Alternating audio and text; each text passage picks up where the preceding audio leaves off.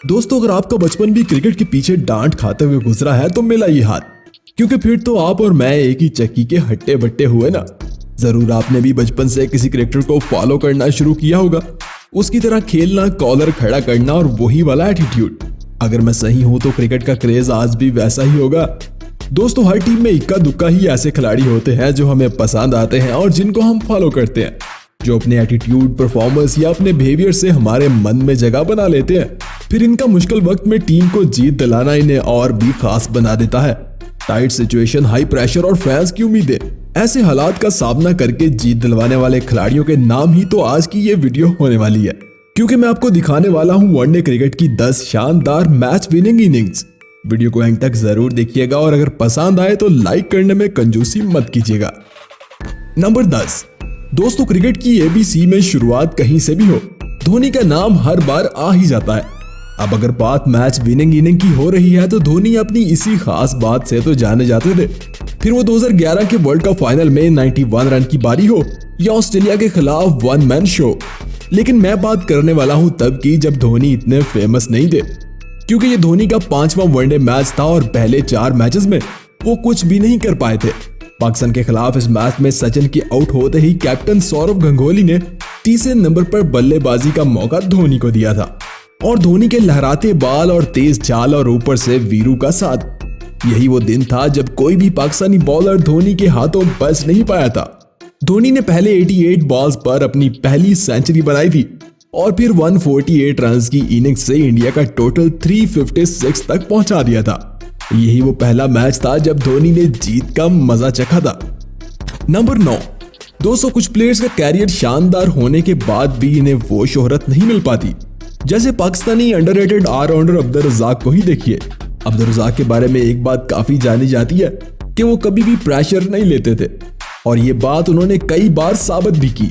जैसे south Africa और पाकिस्तान के दरमियान चल रहे एक ओडीआई मैच में, जब पाकिस्तान की हालत अफ्रीकी टीम के सामने ऐसी ही थी जो आजकल ट्विटर पर कीवी टीम की है।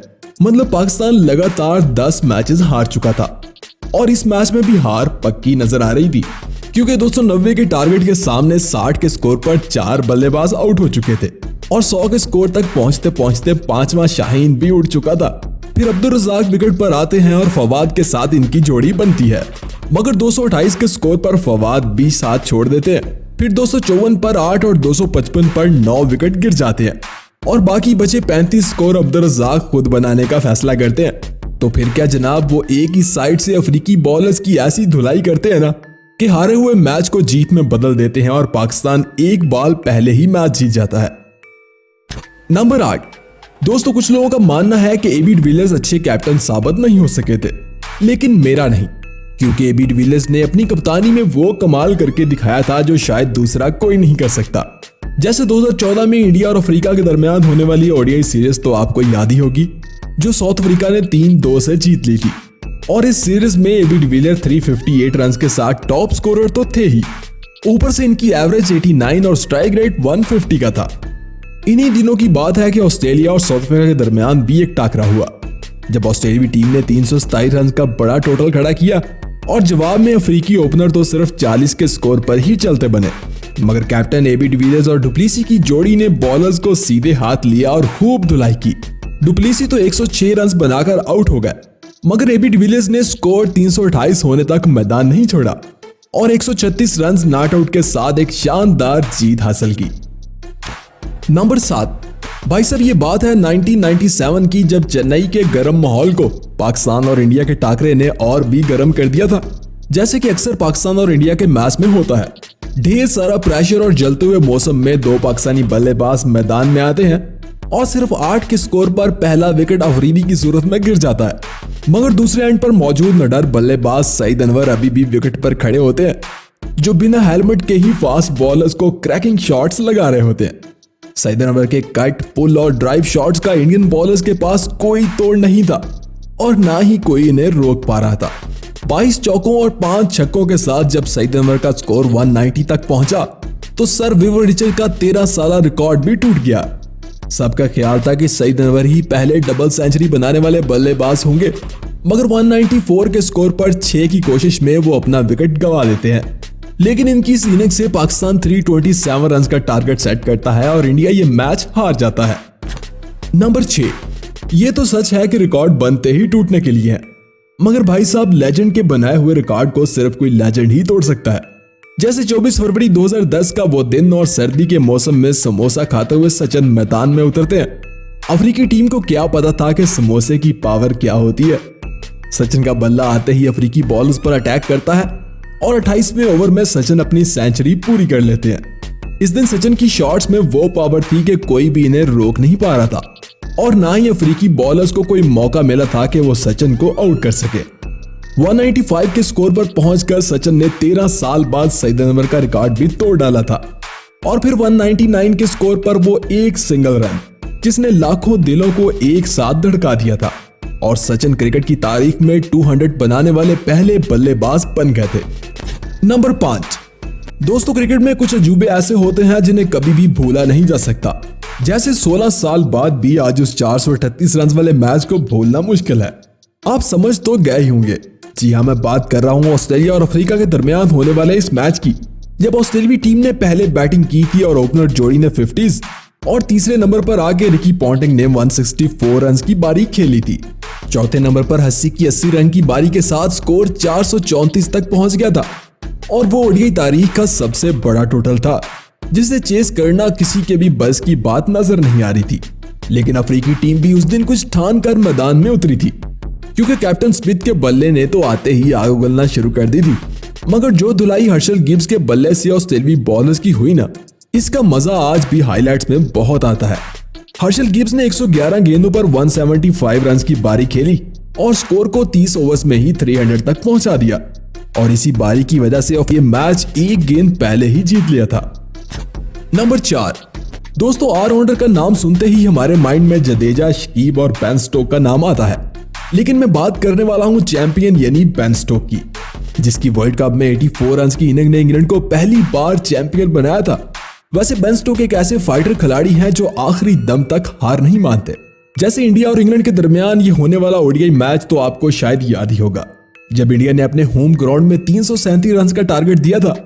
बारी की शुरुआत तो इंग्लैंड ने भी बढ़िया की थी, पर जो बारी तीसरे नंबर पे आकर स्टोक ने खेली थी ना, इसी ने मैच इंडिया से छीन लिया था। वैसे बेन स्टोक ने 50 तो 40 गेंदों पर ही बनाई थी, मगर फिर अगली 11 गेंदें बाउंड्री से बाहर ही नजर आए, क्योंकि अगली 11 गेंदों पर स्टोक ने 6 छक्के और 3 चौके लगाकर मैच का पासा ही पलट दिया था और इंग्लैंड ये मैच 7 ओवर पहले ही जीत गया था। नंबर 3, भाई साहब एक क्रिकेट मैच में टारगेट देना आसान और टारगेट चेस करना मुश्किल होता है, क्योंकि चेस करने में स्ट्राइक रेट और रन रेट को मेंटेन और विकेट को बचाना होता है। मगर एक हमारे किंग कोहली है जो चेस करने में ज्यादा मास्टर है, और खास तौर पर जब 300 प्लस चेस करना हो तो इनका बल्ला 150 के हिसाब से रन उगलता है।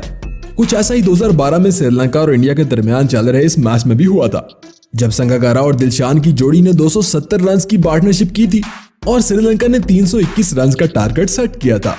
इंडिया की शुरुआत इतनी अच्छी नहीं थी क्योंकि 60 के स्कोर पर पहले 2 विकेट गिर गए थे, मगर विकेट पर चेसिंग मास्टर विराट कोहली मौजूद थे। विराट की इस दिन की बारी ने इन पर बहादुरी की मोहर लगा दी थी, क्योंकि सिर्फ 86 गेंदों पर विराट ने 133 रन की बारी खेली थी और 321 रन का टारगेट सिर्फ 36 ओवर्स में ही चेस कर दिया था। नंबर 2, दोस्तों वैसे ओडीआई जैसे फॉर्मेट में अपसेट बहुत कम ही होते हैं, लेकिन अगर किसी कमजोर टीम के पास ओब्रायन जैसा शेर हो तो वो कुछ भी कर सकती है। ये बात है इंग्लैंड और आयरलैंड के दरमियान चल रहे वर्ल्ड कप के इस ग्रुप मैच की, जब इंग्लैंड ने 328 रन का टोटल खड़ा किया था और 60 के स्कोर पर आयरलैंड के 2 बल्लेबाज आउट हो चुके थे। किसी ने सोचा भी नहीं था कि इस मैच में कुछ बड़ा हो सकता है, मगर फिर मैदान में केविन ओब्रायन आते हैं और पूरी क्रिकेट कम्युनिटी इस बात के विटनेस है कि इस बंदे ने 50 गेंदों पर सेंचुरी जड़ के वर्ल्ड कप की तारीख की सबसे तेज तरीन सेंचुरी बना डाली थी और साथ ही मैच का पासा भी बदल दिया था। 328 रन का टारगेट आयरलैंड ने एक बॉल पहले ही 3 विकेटों से पूरा कर दिया था। नंबर 1, दोस्तों पाकिस्तान और इंडिया का मैच अक्सर वन मैन शो की तरह थ्रिलिंग एंडिंग पर ही खत्म होता है, फिर चाहे वो अफरीदी के आखिरी ओवर में लगाए गए 2 छक्के हों या जोगेंद्र शर्मा का वो डिफेंडिंग आखिरी ओवर, हमें कोई ना कोई मैच विनिंग हीरो मिल ही जाता है। कुछ ऐसा ही 2012 में चल रहे एशिया कप में हुआ था, जब पाकिस्तान ने पहले बैटिंग की थी और ओपनिंग जोड़ी की जबरदस्त पार्टनरशिप से 330 रन का टारगेट सेट किया था। पाकिस्तान की बॉलिंग लाइन के सामने 330 रन बड़ा मुश्किल था उस दौर में। ऊपर से पहले ही ओवर में इंडिया पहला विकेट भी गंवा देता है। मगर उस दिन मीरपुर ढाका की हवाएं विराट के साथ थी। विराट ने इस दिन दुनिया की स्ट्रॉन्ग बॉलिंग लाइन को ऐसा पेला ना जैसे वो क्रिकेट नहीं बेसबॉल खेल रहे हों, और 183 रन की एक शानदार पारी खेली। यही वो मैच था जब इंडिया ने ओडीआई में पहली बार 330 रन का टारगेट चेस किया था। खैर दोस्तों, विराट की ऐसी कई सारी इनिंग्स हैं जिन्हें हम इस वीडियो में शामिल नहीं कर सकते, लेकिन आपकी फेवरेट इनिंग कौन सी है कमेंट में जरूर बताइएगा। वीडियो पसंद आई हो तो लाइक कीजिएगा और चैनल को सब्सक्राइब करके ये घंटी वाला बटन दबाना मत भूलिएगा।